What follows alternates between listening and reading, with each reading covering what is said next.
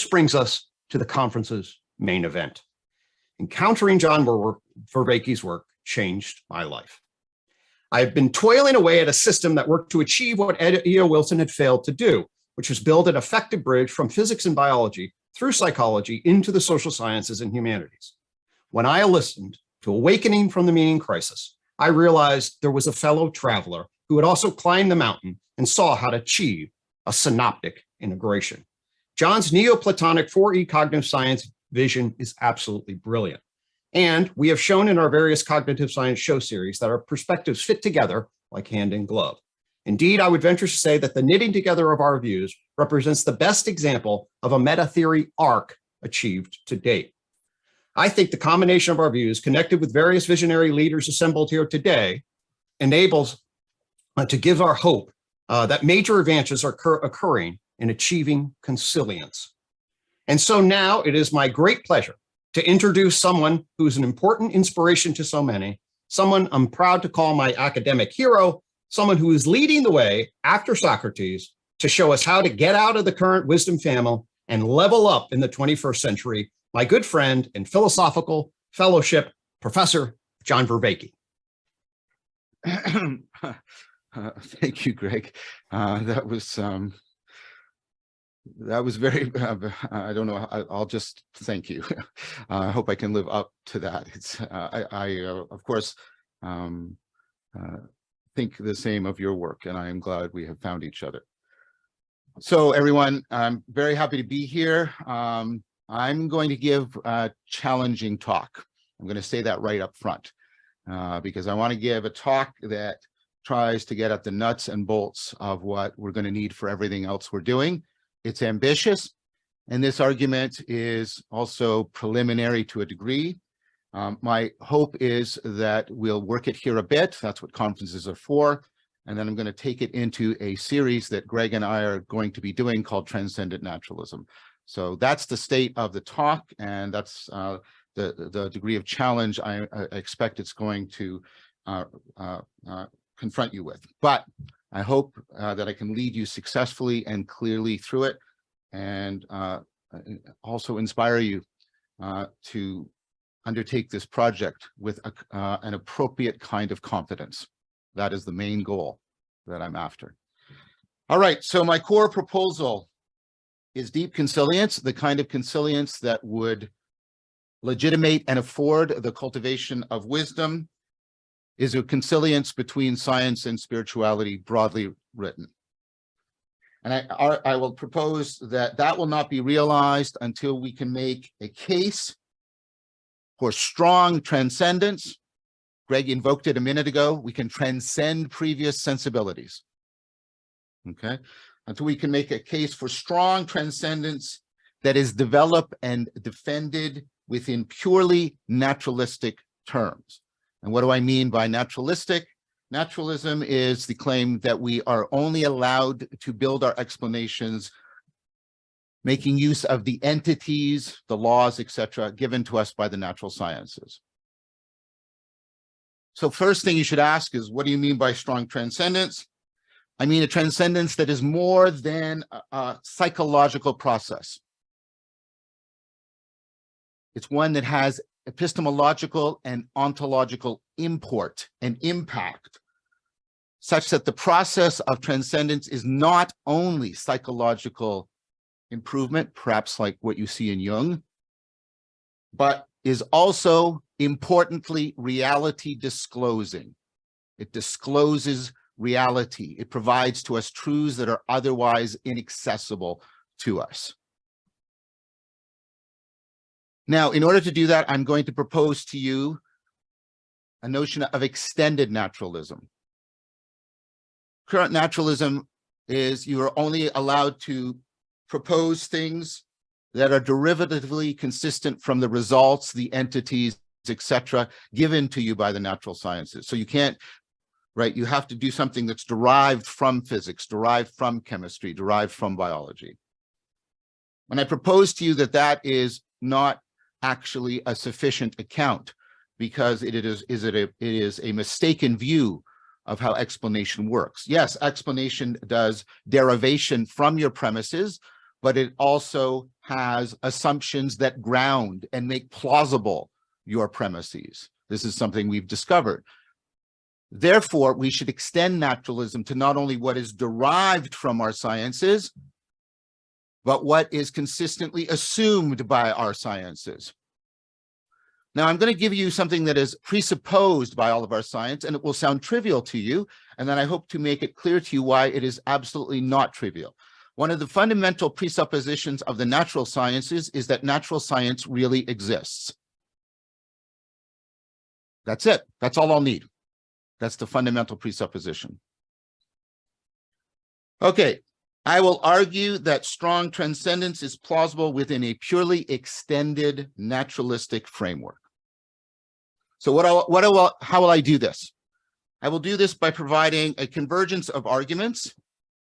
These arguments will be independent, but they will converge to a shared conclusion, and I will call this a meta-convergence argument. So I will craft a meta-convergent argument to the effect that reality is inherently leveled. And I'll make clear what I mean by that, but this is in the title of my talk, Leveling Up. I will then argue that there is a meta-convergence argument for the claim that knowing is ultimately a form of conformity, and I will explain what that means. I will then argue that these two meta-convergence arguments fit together so that one has strong transcendence within purely naturalistic terms. Namely, you can transcend, and as you do, levels of reality are correspondingly disclosed to you, and you thereby level up. And that is a strong transcendence within purely naturalistic terms. And this is just a way of recovering and redoing Plotinus's core argument for Neoplatonism. And if you think Neoplatonism cannot ground a deep spirituality, you have not paid attention to the entire history of the West. Okay, so what's the convergence argument? So I'm going to give you arguments and then what the conclusion they lead to, and they all lead to this conclusion of leveling. And I'm going to do this in terms of emergence and emanation, and I'll explain what that means. So the first argument is from Blackowitz. It's from this book called The Essential Difference Toward a Metaphysics of Emergence. Now, thick book, not going to try and give the whole talk on it because that would take me hours and hours. I'm going to try and draw one key crucial move that he makes and make it plausible to you. So he's arguing against what's called reductionism. Reductionism is a flat ontology, that any idea we have of levels in ontology is ultimately illusory, and only the bottom level is real. And this is a pervasive view within many scientific communities. And it's very common in our culture. You'll hear it in things like love is nothing but chemicals in the brain. The level at which we experience love isn't real. All that's real is this lower level of chemicals in the brain. And this, of course, leads to various kinds of nihilisms, etc. Okay. Now, Blackowitz makes very clear what you need in order to bring about such a reductive argument. So the reductive argument says that it's based on this assumption, or maybe a fundamental premise, that what's real about something is what it shares with other things, how it's identical to other things. So when a property is in common, the more in common it is, the more it conveys reality. The less in common it is, the less it conveys reality. What do I mean by that concretely? So I have a table, a lake, and a block of gold. And then someone will say, they are all made out of matter. And at that level, they are all identical. And what makes them real is their materiality. This, of course, is a version of materialism, which is a reductive strategy. All these differences up here don't matter. They are not what make things real. What makes things real is what is held in common at the bottom. So why would you think this? Well, you might think this, and I believe this is the assumption behind this often unchallenged claim, You think this because as I drop lower down, I can make more generalized results. So if I say something's a lake, I can draw predictions about sort of other lakes, which isn't very much of reality.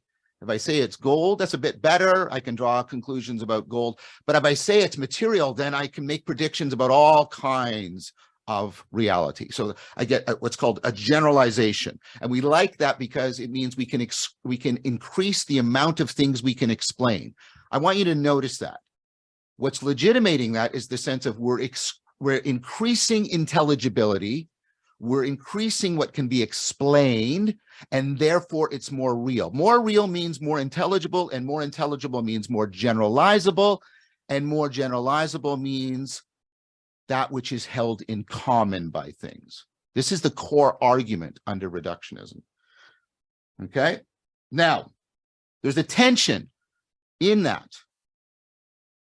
And this tension has to do with it's not paying attention to the fact that we've slowly discovered and has become very clear in machine learning that you don't want pure generalization. It's not a linear relationship. It's not just more generalization, more intelligibility. That's the assumption of reductionism.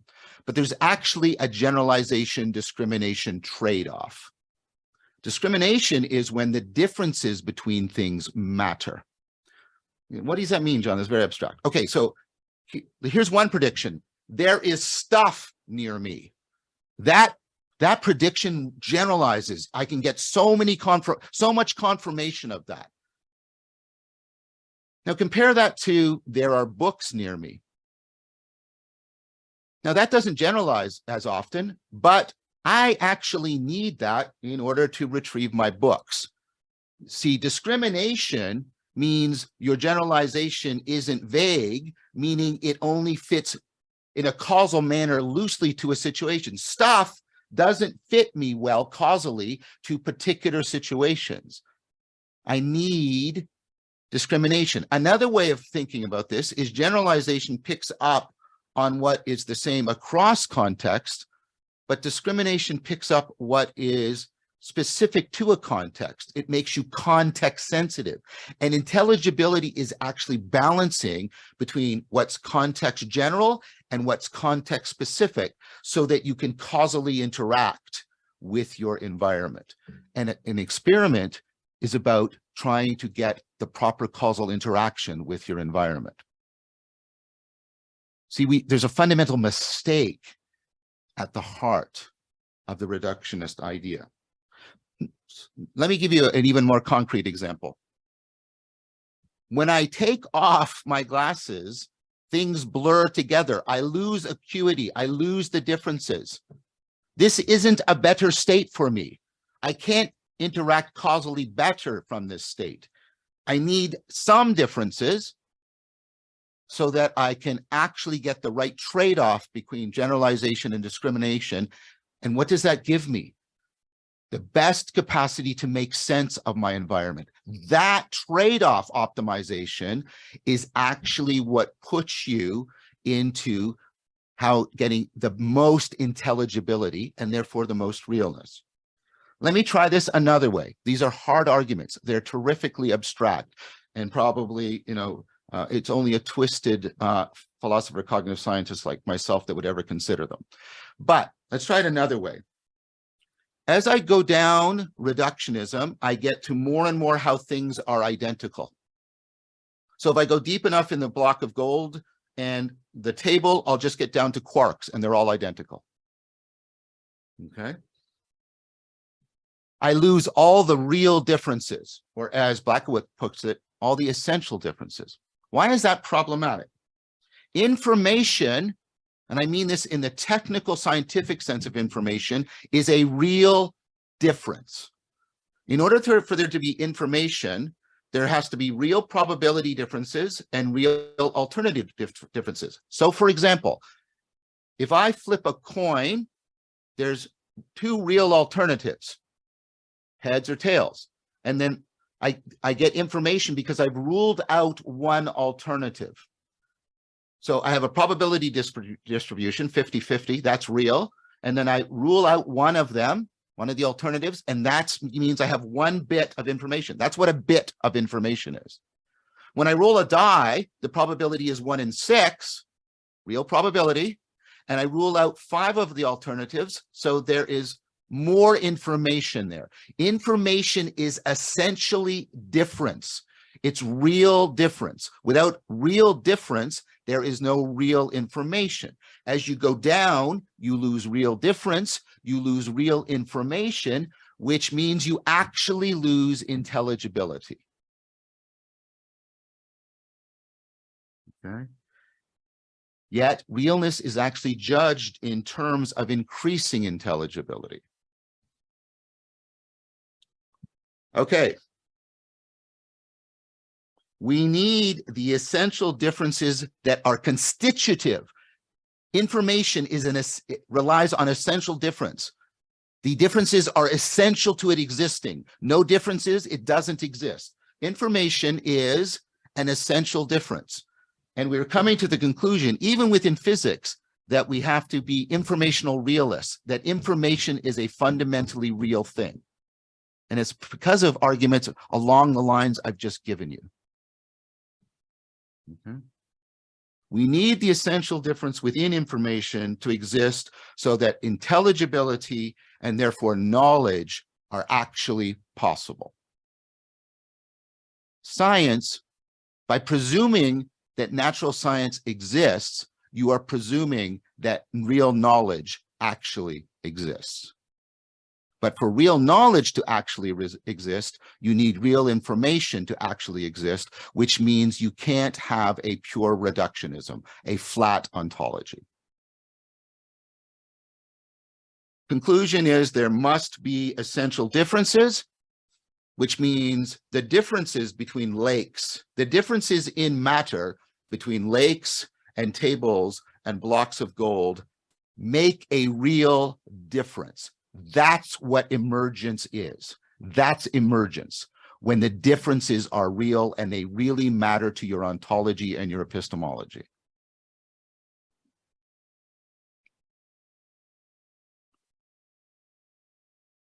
The second argument is very tough argument, and I'm relying on the work of my colleague, my student, Emre Alke, on this. This is 2 arguments given by Hole in 2017 and 2018. And the reason why they're tough is they are formal, and I mean this seriously, technically. These are formal mathematical proofs. And I'm working with Emre because he's got the chops to make sure that they're valid and they're formally, technically legitimate. And the conclusion is they are. And somebody else, another important scientist, Michael Levin, has also done this. So I have and I've gone through it myself as best I can. I can't find any technical flaws with the formality of the argument. And of course, in any formal argument, you can always challenge the premises, but there's nothing wrong. There's nothing wrong with the mathematics and the logic. I won't do that for you because that would just be endless streams of equations and arrows and matrices and axiomatic introduction. And you'll just look at it and go, I don't want to be here anymore. So I'm going to just basically try and do it as conceptually as possible. His basic argument is that upper levels have real causal power that cannot be explained by just adding the causal power of the components at the lower level. So a table has causal power above and beyond just adding all the causal power of the atoms within it together. This is especially the case for living things. Okay, so Hole is making use of a technical sense of information like I just gave you, which comes out of Shannon's information theory. And the information theory is also bound up in Shannon with what's called a communication channel. A communication channel is a reliable relationship between the sending of a signal, which can be one causal event leading to a chain. It actually is one causal event leads to a chain of events that produces an event out here. That's how you send a signal. That's how you set a radio signal. You generate it here, you propagate it out, and then it's received there. And the important thing is that you need there to be an identity relation between the signal as it's received, the pattern as it's received, and the pattern as it was produced. This is the essential problem of information theory. And what Shannon argues, I think nobody challenges this argument, is you don't get the best communication by putting the maximum amount of information through your channel. Why? Why not just completely fill the channel with all the information you possibly could? Because the idea is that as the signal moves, it's going to degrade, it's going to be interfered with, it's going to be polluted. So this is the idea that the signal, you'll lose signal. You turn on your radio and there's static. And if the static is too great, it washes away the signal. Why is there static? Because as the radio waves propagate, they're interfering and having quantum effects with stuff in the atmosphere. So what do? And this is really important. You build in redundancy. What you do is you repeat the pattern, right? So a pattern matters, and the pattern allows you to actually recover any degradation in the components, and then you repeat the pattern so that you can get any degradation in the patterns, and you might even chunk that far higher. You might have a pattern of the patterns, right? Because the more you do that, the more you build up that you can reconstruct the signal when you get it at the other end. And this is all the stuff we do when you hear people talking about data compression and all kinds of things like that. Okay. So why is this important? Because what it means, Hole argues, and Levin has found empirical evidence to confirm this. Think about an amoeba. Now, if you're a reductionist, you say the amoeba isn't real. All that's real are the quarks or something at the quantum level. Everything above that isn't real. It's just an illusion. It's just an epiphenomenon. And I'll come back to those terms in a minute. Okay. But you see, an amoeba needs to actually hang together. It has to stay together to be a living thing, or it will fall prey to entropy. So it has to do things against entropy. So what it actually means is it has to send signal, which is also a causal relation. So I'll call it a causal signal from one part of the amoeba to another. And what that means is the amoeba actually needs to be working at a higher level than the quantum level, because it needs to build in patterns of redundancy above and beyond the pure quantum level so that the signal gets through. There wouldn't actually be a causal relation at the quantum level because we can't get the signal to properly propagate, because the noise will overwhelm any attempt to send a signal. Now, you may say, blah, blah, entanglement, stuff like that. People should stop invoking entanglement as if it's a magic radio. Entanglement has significantly, like deep constraints on how and where it can appear, okay? It's pretty clear that amoebas are not held together by quantum entanglement. Okay, so what that means is you only have the causation needed to hold an amoeba together by having levels of redundancy, patterning and patterning of patterning and redundancy of patterning all the way up, many levels, so that the signal gets through and the amoeba hangs together. You can't explain how the amoeba remains alive, hangs together at the quantum level, because you can't get the communication needed at the quantum level. And this is formally mathematically proved. Okay, so this means that the top-down structure actually makes a difference to the bottom level causation. It makes a real, here it is again, real difference that has an ontological import. There are no living, you can't explain living things at the bottom level. This idea that the structure really matters, of course, was taken up, and many of you have heard me go on about this book repeatedly, and so I won't do this argument in as great a depth, but this is Alessio Guerrero's Dynamics in Action from 1999, one of the most important books in cognitive science in the last 25 years. Guerrero, and I'm going to try and make a very complex argument here, relatively briefly again. Read the book. or watch some of my, I don't know, 18,000 videos in which I've talked about this argument. But why does structure matter? So think about a tree. A tree is a self-organizing thing, and that's a very important point. A tree, there's all these chemical events happening, and the chemical events cause the tree to have a particular structure it does. Its branches branch out and its leaves go like this. Why? Why? Because that structure changes the probability of the causal events that made the tree, that continue to make the tree. By doing this, that structure changes the probability that a chlorophyll, right, molecule will be struck by a photon, thereby providing the energy for the tree. You see, causes change events.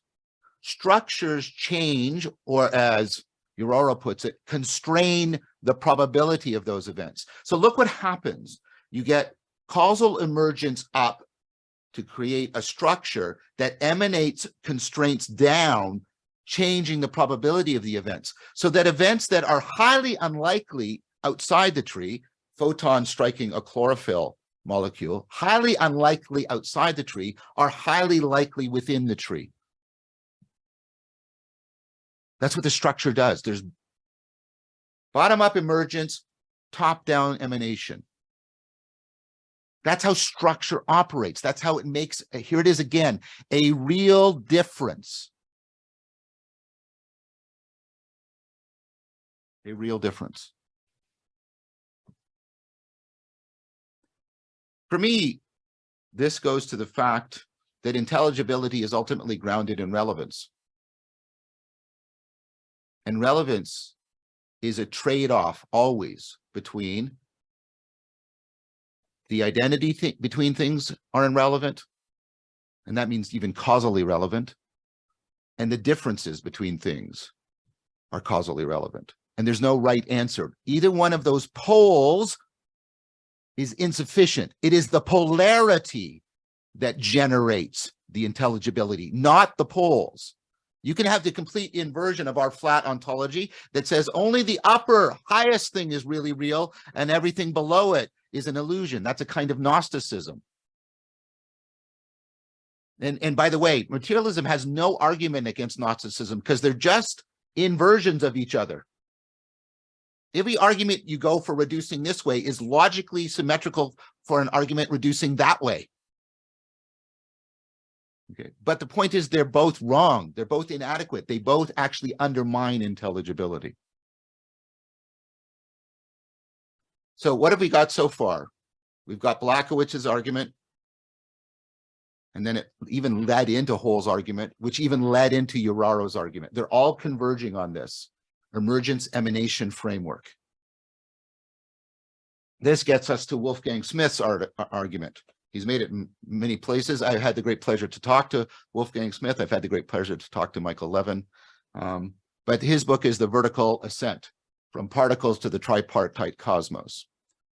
And his most powerful argument, he has a couple, I'll quickly reference another one to supplement this one. But his main argument is the argument around what's called the measurement problem in physics. The measurement problem in physics is that the measuring entity has to be at a higher ontological level than the thing it measures.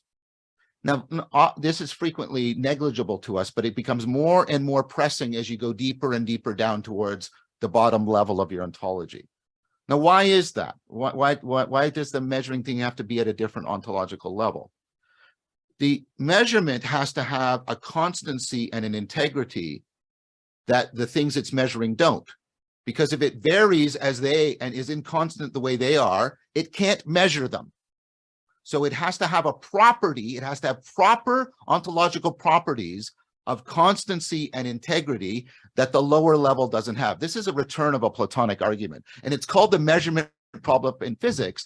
And it's a problem only because many physicists assume reductionism. The problem is, wait, I need the ruler to be at a higher level, ontological level, than the thing it's measuring. But the only real things are the bottom things. Oh no, oh no, oh, and they've been doing that for a long time.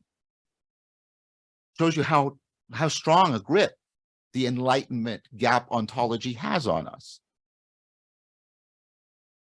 Wolfgang Smith makes the obvious, clear, and Platonic argument. Well, the way you do that is by having the ruler be as real, if not more real, than the things it's measuring. That's it. That's it. That's the solution. That there are real levels, that the ruler has real properties, real differences from the things it's measuring, and is thereby able to measure. Real differences, right? Real differences that emerge up, that allow measurement down, emergence up, emanation down. Do you think science depends on measurement? Yeah. So if you hold as a presupposition the natural sciences really exist, you hold measurement really exists. You also hold that there are structures of information that communicate real causal signals that, right, give you real information. Every one of these arguments points to something that is fundamentally presupposed by the assumption that natural science really exists and is not itself an illusion.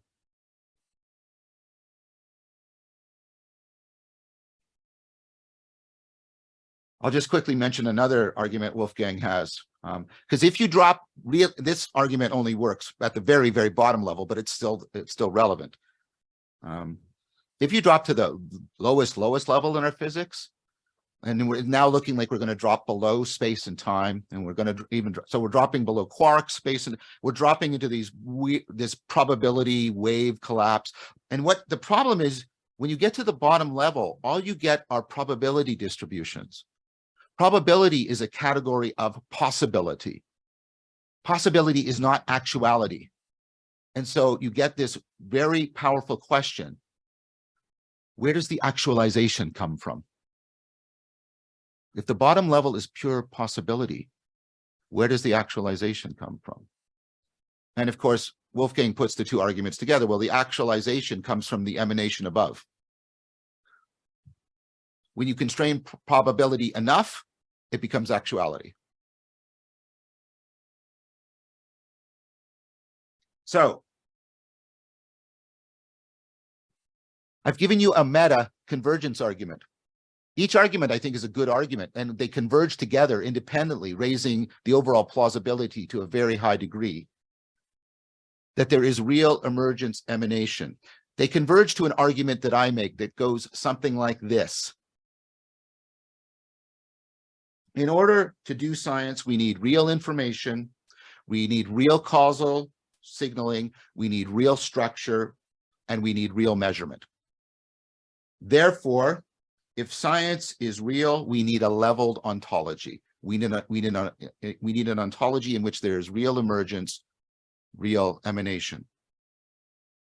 In other words, we need real emergence. That's the essential differences coming up. Real causal signaling, top-down causal power. We need real structure, top-down constraint, which I think is actually identical to what Hole means by causal power. That's another argument. I won't do that right now. We need real measurement, which means we need a real relationship between, not only do we need real emergence and real emanation, we need a real relationship between emanation and emergence. We need a Neoplatonic ontology. That's what it is. Okay. Emergence means that emergence, some people will say, well, I'll give you half the argument, John. I think there's emergence up. Yeah, but there's not emanation down. That's weird. That's spooky, right? The problem is, if you do only emergence up, the upper level is only an effect. It has no causal powers. Things that are only effects and don't have causal powers, that's what the word epiphenomenon means. An epiphenomenon is something that only is a causal effect and has no causal powers whatsoever. And then people will give examples that aren't really epiphenomena. They'll say things like, you know, the engine makes a noise, but the noise, it has nothing to do with the functioning of the engine. Actually, it does, because the noise contributes to heat. The heat has a causal impact on the functioning of the engine. And here's the point, and then I'll make it more technically. You can't give me a real example of an epiphenomenon. So you have no other examples of this category other than the ones that you manufacture to support your claim that there is emergence without emanation. Why is there no real instances of epiphenomena? When something is only a causal effect and no causal power, it is incapable of acting. Acting means to generate an effect, to cause an effect. Something that can't cause effects can't act. That means it is not actual. It is not an actual thing. Next, if it is a pure epiphenomenon, you can't know it, because knowing it means it has a causal effect on me of causing knowledge in me. I put it to you that if something is not actual and not knowable, it doesn't exist. That's why there's no examples of epiphenomena. Oh, well, there are epiphenomena because they're all illusions in the mind. And it's like, oh my gosh. And the mind is all obviously a higher level thing. I'll put aside all the tremendous difficulties of panpsychism, and I'll put aside idealism. If you try to say that the levels are epiphenomena because they're only illusions, then you create a profound dualism. The mind exists independently of all of this stuff out there, such that it can do this leveling. You create mind as something that is radically other than everything else. And then you have Descartes' problem of how does your mind, which is some kind of non-material thing, interact with your body that is a material thing? And the answer is, if you have that framework, there is no explanation. I think the proposal of epiphenomena, whether out there or just in here, are ridiculous proposals.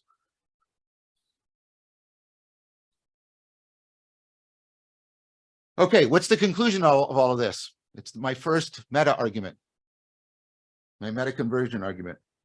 Reality is inherently leveled in the sense of emanation and emergence. But I want to make it clear. Remember what I said, it's not the poles, it's the polarity. It's not there's like a bottom and then there's just emergence and there's a top and there's emanation and they meet somewhere. No. And this is from Erigena. It's emergence and emanation are completely interpenetrating all the way up, all the way down. You have to think of this the way you think of gestalt and feature. So let's take a sentence. The letters are features of which the word is a gestalt, but the word is a feature of which the sentence is a gestalt, but the sentence is a feature of which the paragraph is a gestalt. We have to think of transcendence and immanence, emergence and emanation in this nested, completely interpenetrating manner. We have to avoid any dualistic polarization in favor of the polarity itself being the reality. So it's a field in that sense, rather than a thing, but an ontological field. Okay. I'm now going to move to the second argument for conformity. So the Enlightenment gave us the idea that the mind and what it knows share no important properties, and what the mind does is it forms representations of the external world, and that means ultimately you end up with Kant. You're actually trapped behind, if the representations have no properties in common with the world, right? You can't possibly know the thing in itself, the way the world is in itself. You're trapped inside here. And then Kant's involved in endless performative contradictions because he writes the Critique of Pure Reason to give to other people who presumably have minds accessing the reality of the book that's somehow independent from his mind, blah, blah, blah, blah. And Clark makes the point that Kant's whole proposal is one large repeated performative contradiction. And performative contradictions are just as important as propositional contradictions. Okay, so I'll put all of that aside. I want to talk about a book that is knocking me back on my heels right now. I would put it in the top 5, up there with Religion and Nothingness by Nishitani, and D.C. Schindler's Plato's Critique of Impure Reason. It's Catherine Pickstock's book, Aspects of Truth, A New Religious Metaphysics. All of her books are great. After Writing, The Liturgical Consummation of Philosophy, brilliant book. Truth and Aquinas, brilliant. I want to meet this person and talk with this person. Again, complex, sophisticated, punishingly powerful argument. She just thinks of every possible reply at every stage in her argument and says, here's my devastating argument against your reply. So again, I'm going to try and sum this. So the Enlightenment gap was built by having all of these impassable distinctions between knowing and being, between knowing and the world. It was built on all of these distinctions. This is how we kept the gap between the mind and world in place, mind and being in place. And why Kant is the hero of the Enlightenment, because he actually epitomizes all of these gaps I'm going to talk about, all of these distinctions. And here's Pickstock's point. All of these distinctions, all of these gap preserving moves has been completely undermined in the past 2 centuries of philosophy. I'm not going to give you the arguments. I'm just going to rattle them off. You can go and look at the original arguments. You can look at Pickstock's book. What's the one? The analytic synthetic distinction. Analytic truths only in the mind, synthetic truths only in the world. Quine devastated the analytic synthetic distinction. It doesn't hold. You can use it pragmatically, but it doesn't hold in any absolute, which is what you need for the Enlightenment gap. It doesn't hold in any absolute sense. The distinction between a conceptual scheme and its content, destroyed by Davidson. Kant also did that, by the way, made use of that. The fact-value distinction. People often trumpet, this is the is-ought fallacy, without realizing that that has been completely undermined. Casebeer has a devastating argument against it. Putnam has a devastating argument against it. Vervaeke has what he thinks is a devastating argument against it, that would namely any fact you try and pick out is already gone through massive amounts of relevance realization, and relevance is a valuing or evaluative or judgmental process. There are no value-free facts, and there are no values that do not have facts within them. Stop trumpeting the is-ought fallacy. It is also only operative at certain levels of assumptions. You'll say, but Hume's argument depends on that I can't introduce this premise, X is good. Because if I introduce this premise, X is good, then you should do X, and then the argument falls. So Hume actually needs Moore's argument that I can't give any natural definition for goodness. What's Moore's argument? Moore's argument depends on the analytic synthetic distinction. That whenever you propose something as good, pleasure is good. And then I can ask you, but can't pleasure be bad? Well, then that can't be the definition of good. That depends on the analytic synthetic distinction, which, as I've already noted, everybody agrees has been destroyed. There is no argument. Really hear this for the is-ought fallacy. It's just that most versions of it are elliptical, and that's why they are invalid. All right. Here's one we think we may be able to still rely on. The theory-data distinction. Well, there's my theory in the mind, and there's the data in the world. Quine and Duhem completely destroyed that distinction. Theory completely interpenetrates data, data completely interpenetrates theory. All of the distinctions, and you have to trust me on this, I only did one in a little bit more of extension. All of these distinctions have been completely undermined.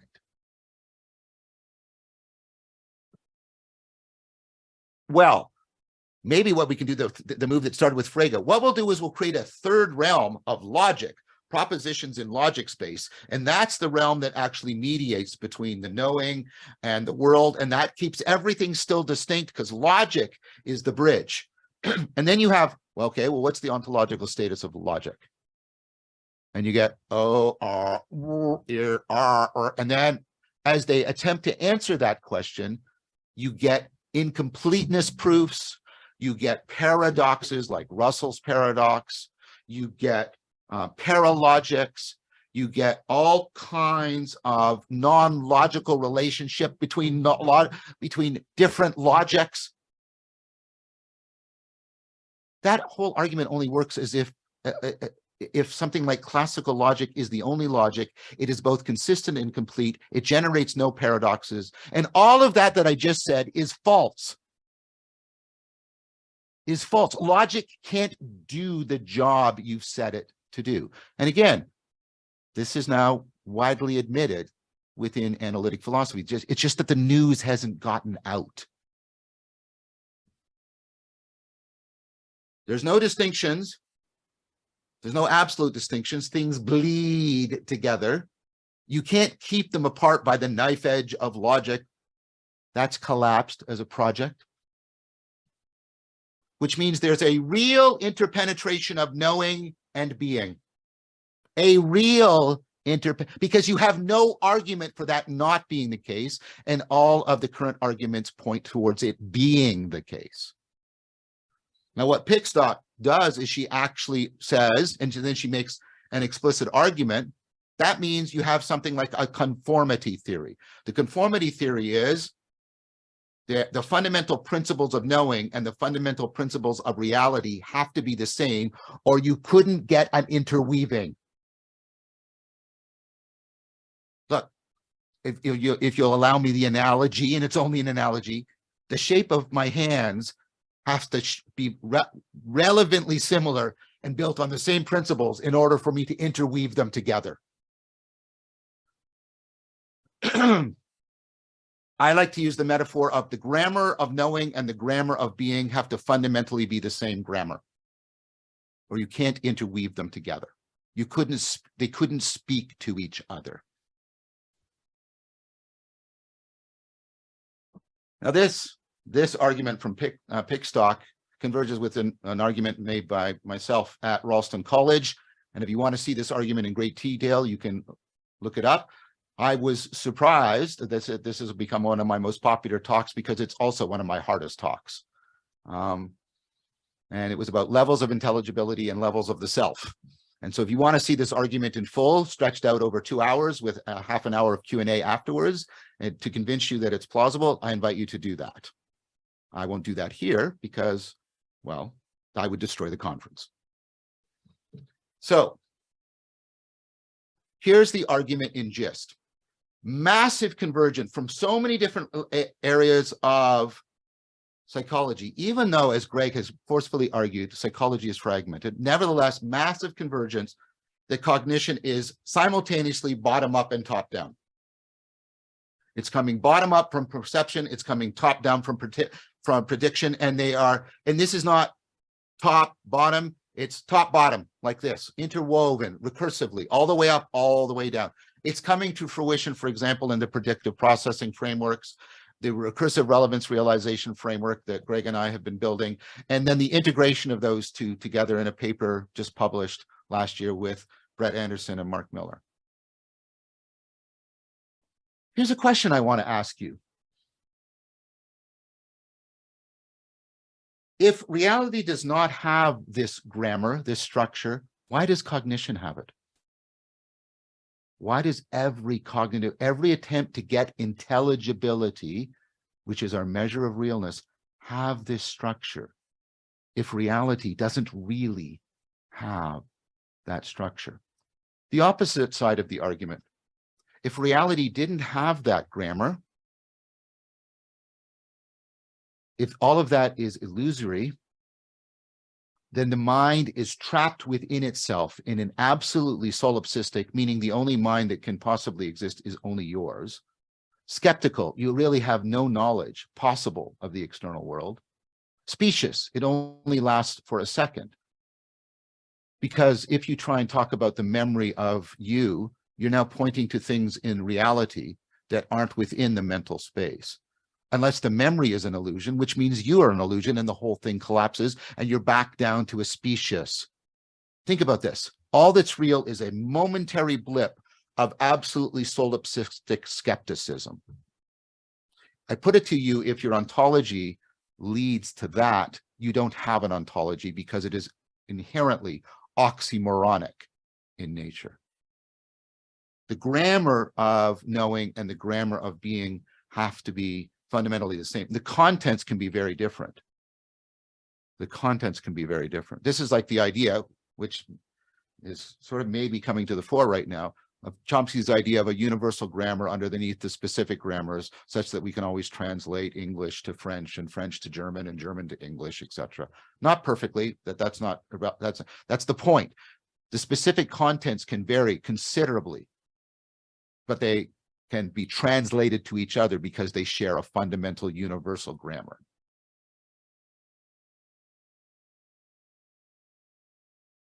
So that's the conclusion of the second meta argument, that at bottom, sorry, that's the conclusion of two of the arguments. I have one more. Sorry, made a mistake, of the meta argument for conformity. But that second argument also concludes in there must be ultimately knowing is grounded in conformity. Here's the third argument, and this is an argument you can see versions of this argument in Gibson, Merleau-Ponty, Heidegger, and John Vervaeke. I hesitate to put myself in that company, but I'm trying to give credit also. This is the argument for what I have termed transjectivity. Transjectivity is neither subjectivity nor objectivity. It is the real relation that binds them together and grounds them. To use earlier language, it's the polarity between the poles of subjectivity and objectivity. Transjectivity has to be as real, or perhaps even more real than subjectivity and objectivity, in order to be able to join them together in truth, because that's what truth is. It's a real relationship between mental states and the world of some kind. And this, of course, is Heidegger's famous argument for aletheia being deeper than any coherence or correspondence theory of truth. At the end, they have to connect, really contact, or truth doesn't exist. And then Pickstock builds on that argument. This is why it's called aspects of truth. You need truth to be ontologically real or everything collapses. And in order for truth to be ontologically real, transjectivity has to be ontologically real. And of course, you may have heard Vervaeke make the same argument for relevance, that relevance is inherently transjective, relevance realization, actually. Relevance realization is the polarity claim, but that relevance is actually co-created by the world and the organism. You may have heard Gibson say that perception is co-created by the environment and the organism because it generates affordances, which are real relationships between the environment and the organism. You may have seen Varela and Thompson and DePaulo say life is transjective because it depends on a real relation of adaptivity between the organism, the inner world of the organism, and the outer world of the environment. So truth, relevance, life, perception are all inherently transjective, and therefore you need a conformity theory in order to have any and all of those. And then, of course, the idea is that truth, relevance, perception, and life are all needed in order for there to be any knowledge claims whatsoever. Conformity is a relationship, not a pure identity, but the sharing of principles so that mutual shaping is possible. The co-determination, co-identification, co-realization are all possible. And we're coming to the realization, pun intended, that that is a fundamental reality. Okay, so now we have the metaconvergence argument that conformity theory is plausible. A real emanation, emergence, leveled ontology. When I say leveled, by the way, there's not like there's only three or something like that. It's a continuum. That's what I'm trying to get with the polarity. And you can slice it at various places. Okay. But reality really is an emanation, emergence, emergence, emanation, and I'll do it both ways to not prioritize. Continuum, and that's the ontological reality. And knowing at its deepest level is a conformity, a sharing of principles such that there's a co-shaping. Now let's put the two arguments together. There are real levels in the way I've qualified, please. There is real conformity. There are real levels within knowing. There are real levels within being. There is real conformity between them level to level. By moving your knowing at a participatory, not just a representational level, but at a level of actual conforming, by moving your knowing to the different levels, you disclose real levels of reality. You level up. That's Plotinus's argument. That's his argument. Check out Pearl's amazing commentary and translation of Aeneid 5:1 on the three primary levels of reality. Usually translated as the three hypostases, but hypostasis is actually not translated as substance. Substance, by the way, was originally a level word. Substance is that which is underneath, right? Substance, right? Hypostasis actually is better translated, and Pearl makes a good case by it, by levels. And Pearl makes the argument that what Plotinus is saying is levels of the self, qualitatively different ways of knowing. Self-transcendence is always matched by reality self-transcendence, if I can put it that way. Leveling up within discloses leveling up without in a way that is interwoven in profound contact. This is the case. Notice, however, that I have made Plotinus's argument completely within the framework of extended naturalism. I have only relied, in fact, on one fundamental presupposition that then has direct entailments, that the natural sciences really exist. Now, you can bite the bullet of all my arguments and say the natural sciences don't really exist, in which case, however, you lose all arguments for reductionism. So that is a self-defeating move to make. I have argued that we have strong transcendence within naturalism, extended naturalism, and therefore we have deep consilience between spirituality and science. Thank you very much for your time and attention. All right. Okay. Thank you, John. That was a inspirational and moving, complex, rich, and deep argument. What I'd like to do is I'd like to offer some summary. I really encourage folks to take some notes. There'll be various times in which we can have some interaction. We have till 10:20 today, but we're going to see these as ongoing conversations. So you've made a compelling case, and it's of course one that I find compelling and found my own way towards in relationship to this idea of a leveling up, emergence, and constrained by a leveling down polarity.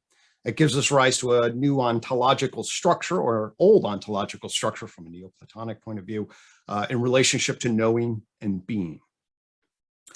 Can you share a little bit then about what maybe a reductionist might offer as a criticism to ask the question, well, then does this give rise to almost an infinite proliferation of causal structures? Is this, what are sort of, can we organize this in a particular kind of way? Are there ways in which we can make sense out of it if reality is so incredibly, the concern might be, is the reality so incredibly pluralistic of emergence and emanation that it would shoot out into be essentially incomprehensible? Do you have any frames in relationship to that? And then we'll dialogue about that. And then what I'd like to do after that a little bit is then shift gears and think a little bit about what the implications are for meaning making and everyday life. Yeah, I mean, the argument for that, I think, would also be a Neoplatonic argument, again, put through a naturalistic spin, extended naturalistic spin. But you can see a version of this in Spinoza, which is, if I have these constraints and there's nothing that is constraining the constraints, then I open up a gap of non-intelligibility between them, and then I'm actually losing realness as opposed to gaining it. So you get the idea that the constraints have to be constrained until you get up to sort of the constraint. And of course, the idea that there might be a law of all laws is, something that's trying to be found within relativistic. And some people maybe even might think that Einstein's relativity is that upper level. And then,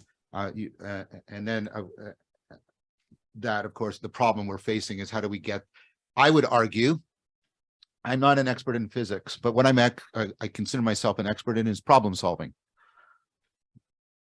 The physicists have been trying to solve the problem since Einstein of integrating quantum and relativistic, and they continue to fail repeatedly, and they get very enamored by something. Look, nobody talks about string theory anymore. It's gone. It's over, pretty much. There's a few defenders, but there's too many problems, and it fell apart. Now it's quantum loop gravity. And it's already made some predictions that have failed to be confirmed, and so it's already wobbly. And I'm not going to try and pronounce on the future of physics, but I'm going to do a meta move and say, what you should do when you keep not solving a problem? This is called the notice invariance heuristic. Try and step back and notice, try and find an underlying presupposition that all the failures share, and then change that presupposition, because it's quite likely that that presupposition that is shared by all the failures is what's causing all the failures. It's a heuristic. It's not an algorithm, but it's a damn good heuristic. Here's the presupposition that I give to you: reductionism. The presupposition that is causing all of the failures to do the proper integration is a reductionism. So I think that means that we can sort of propose that we'll need the polarity, but that doesn't mean that we lose the integration as we go up that we already have in physics. Of course we do, right? It doesn't mean we don't lose the proliferation of possibilities as we go down in quantum mechanics. And this looks so much like Plotinus. You have pure potentiality that is maybe infinitely, at least indefinitely largely proliferated, that gets actualized and informed as you go up. And so that would be my answer to that question. I was very careful to say that's not a deductive proof. It's heuristically driven, but I think it's nevertheless plausible. Well, do you think, I'll put it, how about if I put it this way from my spin on it in relationship to my own journey and sort of making sense out of the world in this very similar way. I definitely abstracted out the idea that there are different kinds of information processing and communication networks at the level of life, mind, and culture. And would it be then fair to say, given your argument in relationship to that, that those kinds of emergences at life, mind, and culture mediated by different kinds of information processing communication networks would be the kinds of constraining structures that would give rise to a particular kind of taxonomy for the emanation emergence structure? But notice what you're doing. You're structuring the constraints so that they form an overarching constraint. I completely argue that's in fact what Hole is. That's Hole's formal proof, right? And it gives, I think it gives sort of mathematical teeth to your proposal. And I mean, and I've meant this as a compliment. You have reinventioed Aristotle, and Aristotle is a proper part of the Neoplatonic framework. Lovely. Okay, so at that, to me, what I'm trying to emphasize there is what this means for unifying knowledge and consilience, and of course the overall structure of the conference is unifying knowledge and then orienting toward a wisdom commons, orienting to address the wisdom famine. You have certainly dialogued a lot about this. Your After Socrates series fundamentally is about this. What is the implications, would you say, for this ontology for the wisdom famine, for wisdom commons, for folks to be engaged in life in a different sort of way? So the proposal of wisdom is a proposal of real self-transcendence that makes a real difference to how you fit with yourself, other people, the world, which is also meaning in life. All of these notions are inherently aspirational. They inherently involve self-correction, which will go back to whole, right? That requires redundancy. It requires structuring, patterning, all of these things. All of these terms, wisdom, right? They're terms that rely essentially on notions of self-transcendence, strong transcendence, not just psychological improvement, but you actually are better fitted, this is the transjectivity, to a world.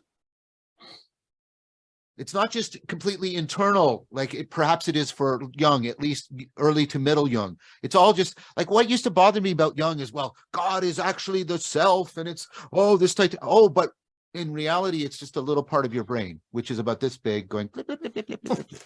That's not God. Right? That's not God. Now, Jung, towards the end, realized that, and he with the idea of the psychoid, he was trying to get, there's something in here, right?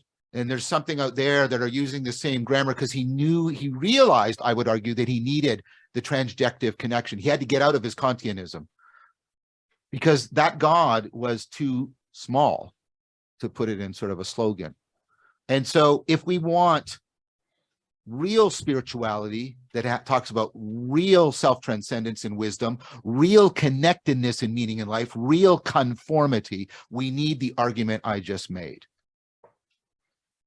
That's lovely. We do have enough time, I think, for if folks want to raise their hands, we can call on folks. I'll make one comment, invite Peter, Andrew, Marcia, Corey here to offer a comment. But how does this sit? I think it will sit okay. Obviously, in your wonderful series, you helped on the meaning crisis. You were very clear that it's not so much the meaning of life that we are looking for, right? But it is meaning in life. And it seems to me then that if we think about this rich ontology of emergence and emanation and the capacity for transcendence, we can expand the complexification of our lives and get richer gripping of our meaning in life, and we'll feel the mattering of that. Is that a fair summary? Yes, and notice that invoking complexity is to invoke a leveled ontology. Mm-hmm. There is nothing complex at the level of individual quarks, right? Or whatever level, right? Mm-hmm. What you're saying is there's real self-organization of real patterns that make a real difference. That's what you're saying when you invoke complexity. And if you think reality is complex, which I think you should, and then another way of putting it is, I'm saying there is real complexification of cognition that couples to the complexification that actually exists within reality. Lovely. Greg, we have a couple of questions. We can go in order. Brendan's first. I'll pull you up, Brendan. Hi, can you hear me? Yeah, and before you begin, Brendan, I want to do a plug. Brendan and I recorded a conversation yesterday on his channel that overlaps with this in some very important ways, and is also the first place where I'm going to make sort of the first public argument for Zen Neoplatonism. So just wanted to shamelessly plug it, but it's completely relevant because that conversation goes into depth of certain moves that I made at a higher level within this argument. So I just wanted to do that first.